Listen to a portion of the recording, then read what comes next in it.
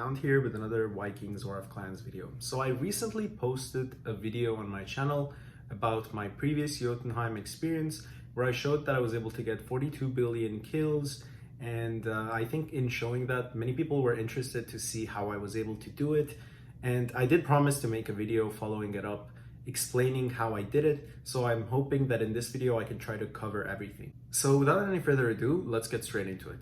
Alright, so let's say we've done the first part. We found one enemy, we got rid of all their troops, they're gone, and that target's over. Now, can we apply the same logic to other targets and get the same results? Well, one more thing to keep in mind. Not everyone is going to have a T1 wall for you to test. Still though, your 10,000 T1s, if everything is maxed, if you have the proper reputes, if you are in the proper scout gear, still your 10,000 should give you shard readings, which I want you to go off of. If you get 1, if you get 2 shards, if you get 3 shards, don't even bother looking at the scout report. Even 4, don't even bother looking at the scout report. Look for other towns, keep hitting them, because this is a game of speed. It's a game of who finds who first. There's not enough time for you to look at everything and be very slow and picky with it. You have to be quick, because some of these enemies will jump back to their home kingdom if they get an opportunity, and you don't want to give them that. Okay, so you hit someone and you get a reading of 5. Now this is a really important subject for you to keep in mind. If you get a 5 and let's say they only have a T4 wall, that is not a good reading. If they have a T1 wall, there is a possibility, and I did discuss, if you get a 5 and you do a test, you send a full T1 march. Depending on what that result of the T1 march is, if it's something like a 50-50 for you, where you send 50 million, kill 25 million, don't even touch it. If you send 50 million, kill 34, 35 million, take a look at their town. Do they have 50-60 billion T1s? Or do they have very small influence, very little troops? Try to make that make sense for yourself and go from there. Now, if they do have that whole T4 wall, you do a T6 test. The reason you do a T6 test is because some people do have built T4 walls where their T4 walls will not fall anytime soon. So the only way for you to find out is no longer going to be that T1 test. Your T1 test will give you flawed results.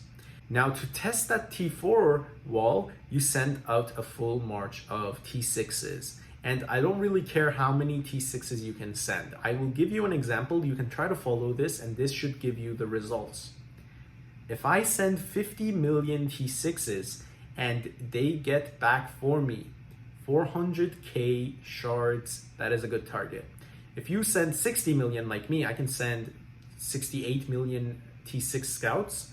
So I get anything with 68 million scouts. If I get anything from 400,000 and above, that is a good target. I will start hitting it, especially if it's a T4 wall and I'm going for the T4 competition. There is no reason to hold back. Just go, go, go.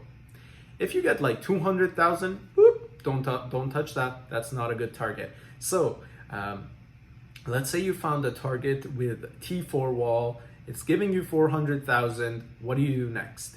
You do another hit, because your first 400,000 reading still could be flawed, because if they have a ton of T4s, there's no way that reading is going to go to 450,000. It's going to go to 402,000.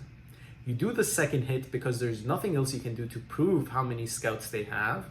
Now again, this is preferential. I like to spend my scouts where I can get positive results and actually possibly break the guy's scouts. If I'm just going for T4 to T6 trades, this is a point where you're getting probably 50 million T6s are giving you 50 million T4s. This is a point where you're getting T4 to T6 exchanges. This isn't something you want to do ideally. You want to see your second test give you like 50k more shards or more. So let's say we do the test, hypothetically, and the test gives us a lot more shards.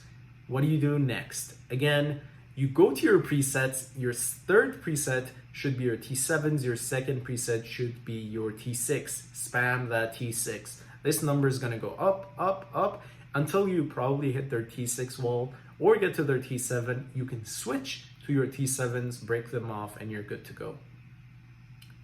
Another thing to keep in mind is something that most scout players do. Let's say I'm getting a trade-off where if I send 60 million T6s, I'm getting 60 million T4s. What good does a trade-off do to me? So I haven't been able to find a good target. I'm getting bored. So a trade-off isn't a bad idea for me to play at a slower pace. Now, what does that mean? It means if I send 2 full marches of 60 million troops to the enemy, I get to kill 120 million T4s. Now, if I send a full march, 80% of that march will die, according to the battle. That means I keep 20% of the march. Now, for me also, I have 50 million infirmary capacity. That means after those 2 hits, my 50 million infirmary capacity gets full of my scouts. Because this is a target where I'm essentially only trading T6 for T4, I don't keep rapidly sending them the troops. Instead, after 2 hits, I heal, send again, heal, send again, heal. In this case, I'm only exchanging T4 for T4, and there's a T4 for T6, and there's a very high possibility this enemy is online and they're healing their T4 wall, because most trap players have enough infirmary capacity to be able to do this. Is this a good target to go after? It depends. If you are in a grouping where you need to have those T4 kills, sometimes you gotta sacrifice your T6s. Keep in mind, it's Jotunheim, it's full of traps, you're not ideally gonna find the perfect targets every time, and you have limited time. You have limited amount of boost that you can spend, and you have limited time with the repute. You can't hog that repute forever because everyone else probably needs that repute. So you gotta be intelligent, you gotta make some smart decision, and maybe your current smart decision or choice is to hit them twice, heal some more T6s back, hit them again, heal, and so on. In this way, you're getting your trade-off. You're not giving them anything other than your T6s, which is a big cost, but at the same time, you're not giving them T7s, you're not giving them a lot of points because T6s are much cheaper than your T7s, and on top of it, you're healing and hitting, so you're not losing everything. In terms of hitting rapidly, when you start hitting some towns rapidly, you don't really go back to heal. But if you're doing something where you're hitting for 60 million and killing 60 million, and you have the option to heal, most of the times they will be more than happy because they also get the option to heal. So you should take advantage of it, take your troops, heal them, and send them again, because now you have more value to take out of those scouts. Now that all of this has been said, what is the final conclusion? What do you do? How do you improve your chances of getting better scouts in the game? And what exactly is the trick to it? Really, there isn't a trick. It's just about patience. It's just about finding the right towns and adding them to your contact. It's very important to have towns in your contact list, because for most often than not, if you start scouting a town, they will definitely jump out of Jot. They will shield. They will come back later because these towns are looking for personal events.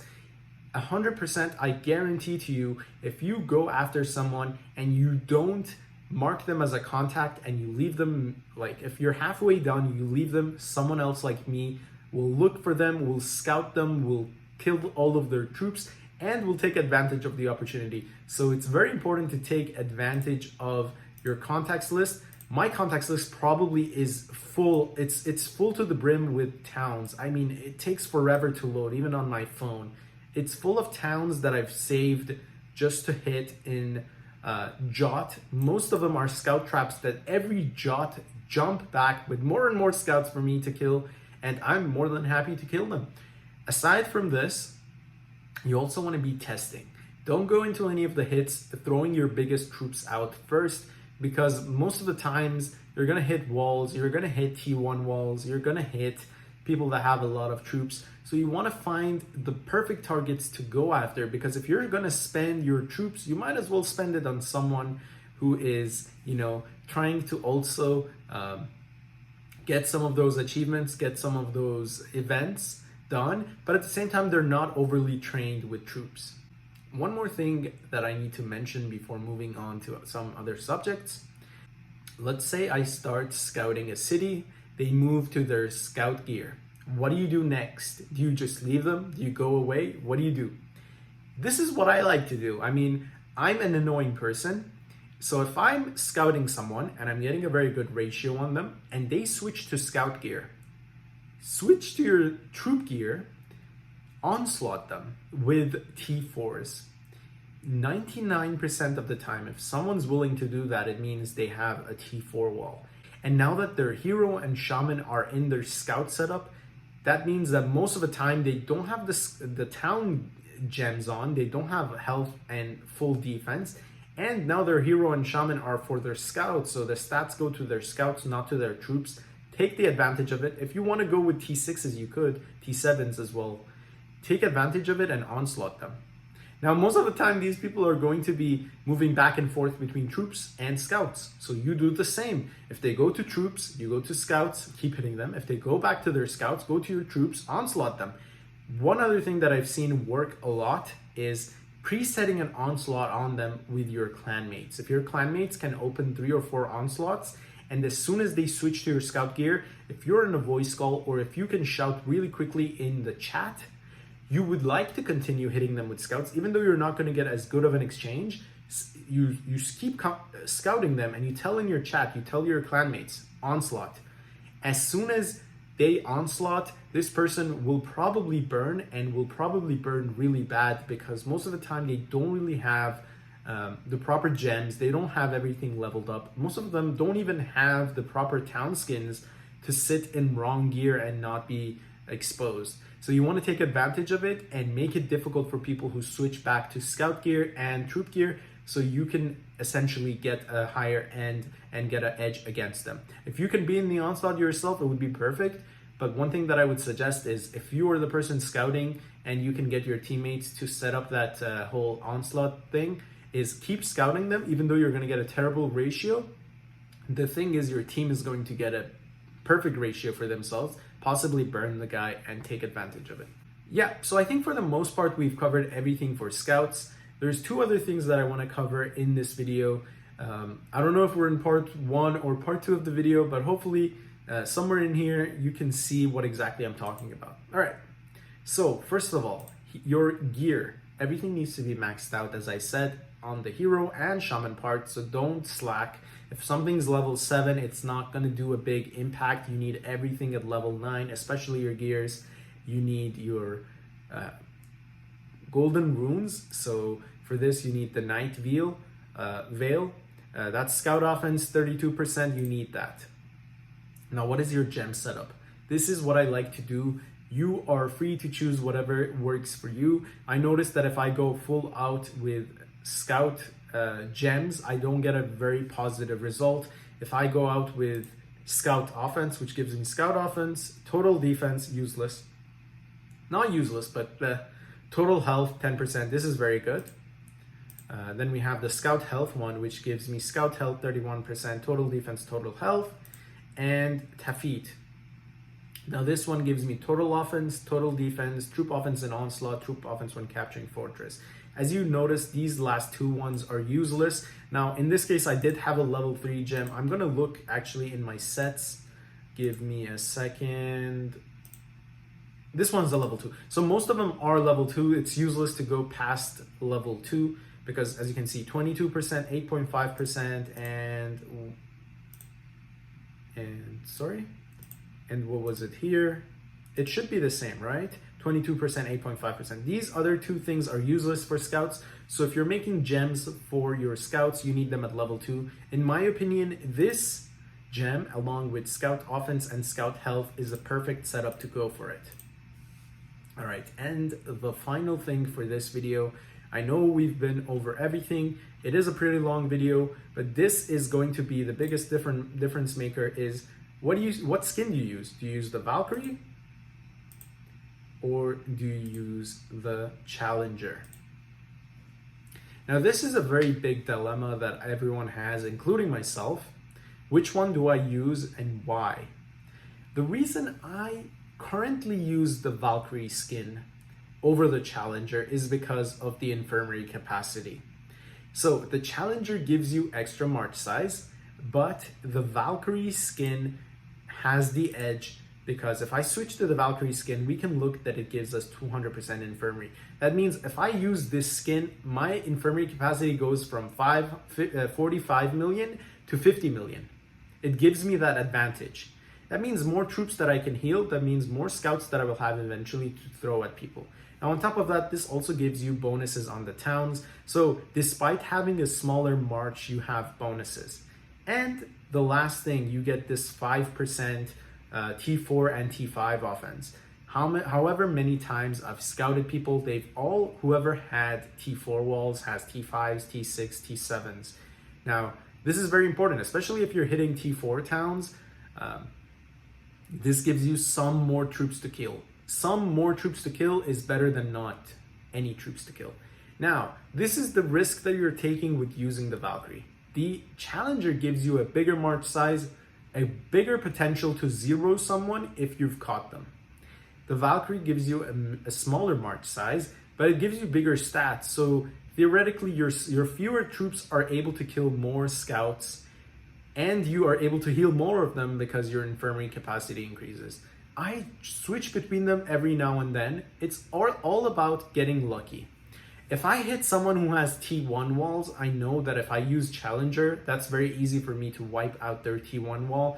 And the reason that I switch to Challenger every time I notice someone with T1 walls is most of the times there's like 5 billion, up to 10 billion T1s. And that's gonna take a few hits. It's not just gonna be 1 or 2 hits. So in those cases, just switch to the Challenger, get rid of those, and maybe their T4 walls are also weak, sweep them, and get rid of them. Now, if they have decent scout walls with their T4s, you switch to your Valkyrie, take your time, fewer troops, and you kill more.